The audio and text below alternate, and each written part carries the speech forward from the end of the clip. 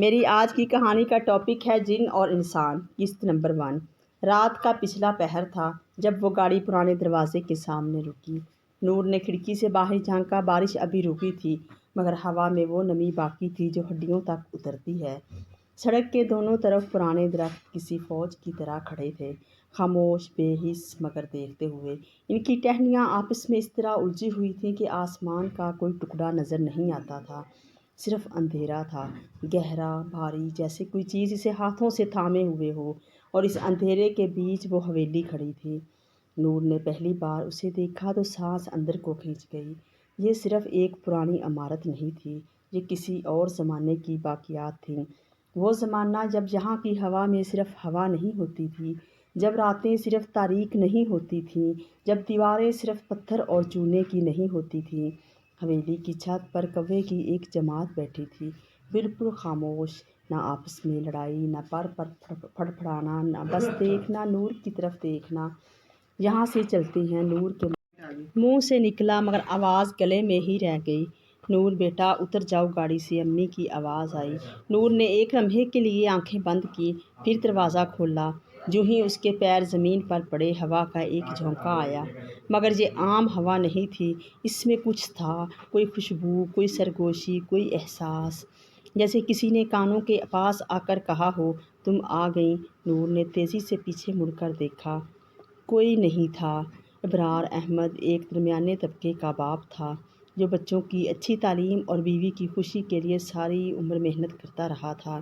جب اس کے پرانے دوست نے یہ حویلی بہت کم قیمت پر کرائے پر دی تو اس نے فوراً ہاں کر دی۔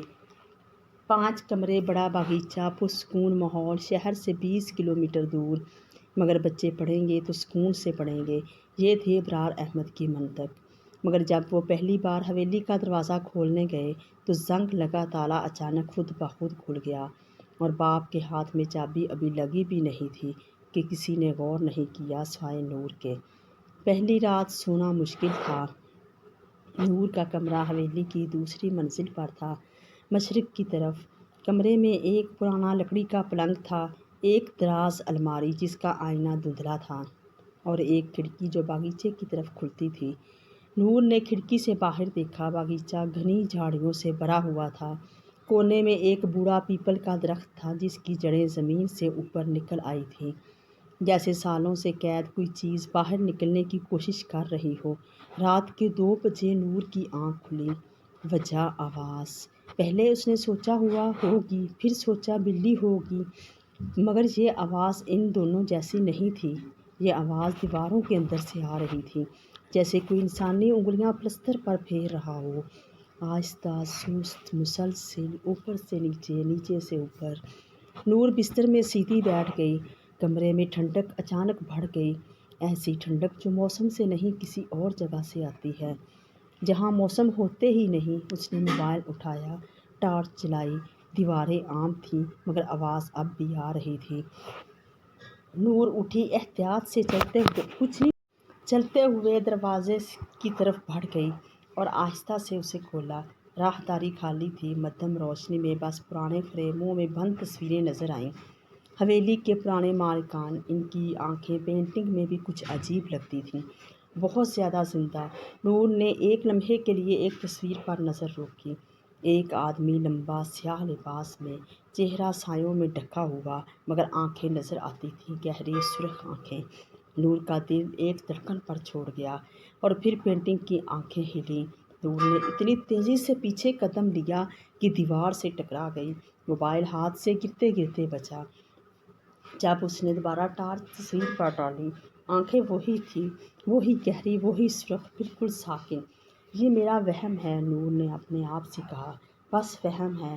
وہ واپس کمرے میں آئی، دروازہ بند کیا، بستر میں لیٹ گئی، مگر سونے سے پہلے ایک آخری بات اس کے کانوں میں آئی، اتنی آہستہ کہ یقین نہیں ہوتا تھا آواز تھی یا خیال۔ ڈرو مت، میں تمہیں نقصان نہیں پہنچاؤں گا۔ صبح جب سورج طلوع ہوا، حویلی بالکل عام لگ رہی تھی۔ امی باورچی خانے میں چائے بنا رہی تھی۔ چھوٹے بھائی زین نے ابھی سے پورے باغیچے کو اپنا اعلان کر دیا تھا، اور ابو نئے دفتر جانے کے لیے ٹائی ٹھیک کر رہے تھے۔ نور نے رات کی باتیں کسی کو نہیں بتائیں۔ کچھ چیزیں بتانے سے پہلے سمجھنا ضروری ہوتا ہے۔ وہ باغیچے میں گئی۔ پیپل کے درخت کے پاس دن کی روشنی میں یہ درخت بھی آم لگتا تھا، بوڑھا، تھکا ہوا مگر عام۔ نور نے ہاتھ بڑھا کر چھال کو چھوا اور ہاتھ کھینچ لیا۔ لکڑی ٹھنڈی تھی۔ رات کو ٹھنڈا ہوتا ہے مگر صبح 10 بجے دھوپ میں یہ ممکن نہیں تھا۔ نور نے درخت کے گرد چکر لگایا، جڑوں کے پاس جہاں زمین کٹی ہوئی تھی۔ کچھ آیا، پتھر، مگر عام پتھر نہیں، کالا پتھر جس پر کچھ گھندا تھا۔ نور بیٹھ گئی اور غور سے دیکھا۔ عربی رسم الخط تھا مگر الفاظ پڑھنے سے پہلے ہی اس کا دل بھاری ہو گیا، جیسے ایک پرانا غم جاگ گیا ہو جو اس نے کبھی محسوس ہی نہیں کیا۔ الفاظ پڑھے، یہاں اذلان قید ہے جب تک وہ آئے گی۔ نور سیدھی کھڑی ہو گئی۔ اذلان، وہ کون ہے اور وہ کون ہے؟ تیسری رات جب آواز پھر آئی، نور نے اس بار ڈرنے کے بجائے کان لگائے۔ آواز دیوار سے نہیں کھڑکی سے آ رہی تھی۔ نور اٹھی، کھڑکی کے پاس گئی، آہستہ سے پردہ ہٹایا۔ باغیچے میں کچھ تھا، پیپل کے درخت کے نیچے ایک سایہ، مگر یہ درخت کا سایہ نہیں تھا۔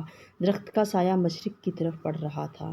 یہ سایہ درخت کے ساتھ کھڑا تھا، مستقل اور دھیرے دھیرے اوپر اٹھ رہا تھا، انسانی شکل میں، لمبا باریک دھواں جیسا مگر مضبوط۔ اور پھر سائے نے اوپر دیکھا۔ نور نے کھڑکی سے دیکھا، وہ سایہ اسے دیکھ رہا تھا۔ نور کو وہی آنکھیں یاد آئیں، سرخ گہری پینٹنگ والی آنکھیں، مگر اس بار آنکھوں میں خوف نہیں تھا، نہ دھمکی۔ اس بار ان میں کچھ اور تھا، جیسے ایک صدیوں کی پیاس نے آخر وہ چیز دیکھ لی ہو جس کا انتظار تھا۔ نور کانپ گئی، مگر ڈر سے نہیں، کسی اور چیز سے۔ اس سے پہلے کہ وہ کچھ سوچتی، دروازے پر دستک ہوئی۔ نور، اوپر کیا کر رہی ہو؟ رات کو سوتے ہیں، امی کی آواز تھی۔ نور نے پلٹ کر دروازے کی طرف دیکھا، مگر واپس کھڑکی کی طرف۔ باغیچہ خالی تھا اور سایہ غائب تھا، صرف پیپل کا درخت تھا اور اس کی جڑوں کے پاس وہ کالا پتھر۔ جب تک وہ آئے گی، نور نے سوچا، میں آ گئی ہوں۔ اور اسی رات پہلی بار اس نے خواب دیکھا جو آنے والے دنوں میں اس کی زندگی کا سب سے بڑا راز بن جائے گا۔ خواب میں ایک محل تھا، آسمان پر، بادلوں کے اوپر، جہاں ستارے فرش پر چلتے ہیں، اور اس محل کے درمیان ایک مرد کھڑا تھا، لمبا، سیاہ لباس، مگر چہرہ اس بار نظر آیا خوبصورت، عجیب طور پر، تکلیف دہ طور پر خوبصورت۔ اس نے مڑ کر نور کی طرف دیکھا اور کہا، بالآخر تم آ ہی گئی نور، میں جانتا تھا، صدیاں گزری مگر میں جانتا تھا۔ نور نے خواب میں پوچھا، تم کون ہو؟ مرد مسکرایا اور اس مسکراہٹ میں 1000 سال کا درد تھا۔ اذلان، اور تم وہ ہو جس کے لیے میں نے اپنی آزادی قربان کی۔